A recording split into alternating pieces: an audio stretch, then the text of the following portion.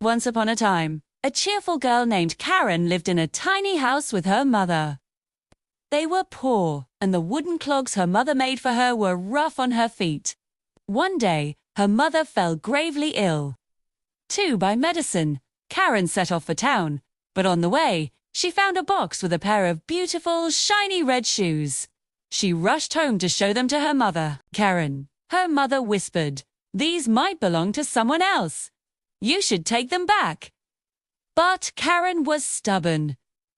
She insisted that since she found them, they were hers. Too weak to argue, her mother simply made Karen promise not to wear them. Reluctantly, Karen agreed, hiding the shoes under her bed. Months later, Karen came home to find her mother was gone. She had passed away and become a star in the night sky.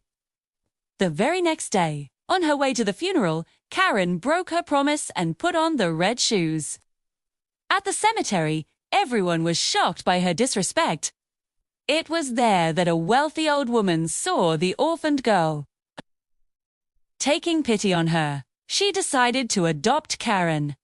Karen went to live in a grand house but refused to take off the now dirty red shoes. Finally, she threw them in the trash. The old woman bought her beautiful new clothes, but Karen was ungrateful, always finding something to complain about. As she grew up, her stubbornness only worsened. One day while shopping, Karen spotted another pair of shiny red shoes and demanded them. The old woman tried to get her to buy practical black shoes instead, explaining they only had money for one pair. Karen threw a tantrum, so the old woman spent her last bit of money to buy both. Soon after, they had to attend another funeral. The old woman insisted Karen wear the black shoes, but Karen secretly put on the red ones, hiding them under her long skirt. Hits a cemetery. Her gleaming shoes were revealed, and the old woman grew angry.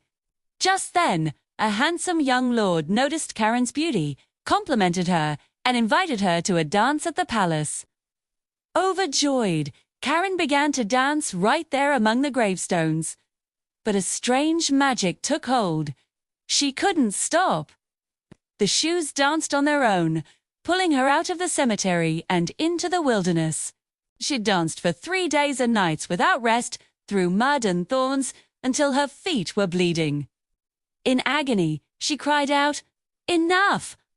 I won't be stubborn anymore. I promise." Instantly, the shoes flew off her feet and danced away. Exhausted, Karen limped all the way home. Seeing her wounded, the old woman rushed out and embraced her, forgiving her completely. Having learned her lesson, Karen was finally at peace. Sometime later, the same young lord came to her door. He had been searching for her, and they soon fell in love and were married. In another kingdom, a kind queen wished for a daughter with skin as white as snow. Her wish was granted, and she named the baby Snow White. But soon, the good queen passed away. The king remarried a vain woman named Hela, who owned a magic mirror. Every day she would ask, "Mirror, mirror on the wall, who is the fairest of them all?" The mirror always answered that she was, but as Snow White grew into a beautiful young lady, the mirror's answer changed. It declared Snow White was now the fairest. Furious, the evil queen ordered her huntsman to take Snow White into the forest and kill her. But seeing the princess's kindness as she cared for a wounded bird, the huntsman couldn't do it. He warned her to flee and never return. Snow White ran terrified through the woods until she collapsed near a tiny cottage that belonged to 7 dwarves, who were charmed by the princess and invited her to stay, warning her never to open the door to strangers. But the evil queen learned from her mirror that Snow White was still alive. Disguising herself as an old woman, she offered Snow White a poisoned apple. Forgetting the dwarf's warning, Snow White took a bite and fell into a death-like sleep. The heartbroken dwarfs placed her in a glass coffin and set it afloat on a river. Far away, a handsome prince named Antoine had seen Snow White's face in the stars. A fairy guided him, telling him the princess was in great danger.